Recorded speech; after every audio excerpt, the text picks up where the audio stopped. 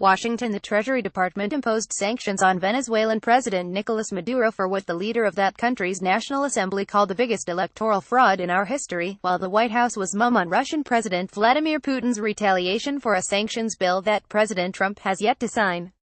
White House Press Secretary Sarah Huckabee Sanders said in a brief statement Friday night that Trump has now reviewed the final version of the sanctions bill covering Russia, Iran and North Korea that passed both chambers by veto-proof majorities, approves the bill and intends to sign it.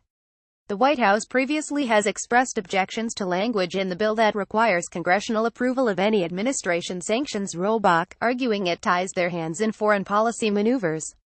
If both chambers of Congress were in recess, the president would be able to exercise a pocket veto. The bill would automatically become law if he doesn't sign within 10 days, unless Congress adjourns. The House has left town, but the Senate is in session for 2 more weeks and lawmakers have already said the Senate will stay in pro forma session throughout the break to keep Trump from making recess appointments. "We'll let you know when that's going to happen," Sanders told reporters Monday, not offering any more details on the signing of the sanctions bill.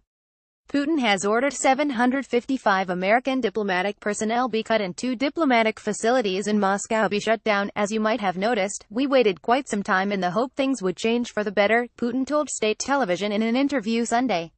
"We hoped that the situation would change, but judging by everything, if it is going to change, then it won't be soon. We have to show that we will not let this go unanswered." At the White House, when asked about Putin's retaliation and why Trump has been silent, Sanders replied, "Right now we're reviewing our options and when we have something to say on it, we'll let you know."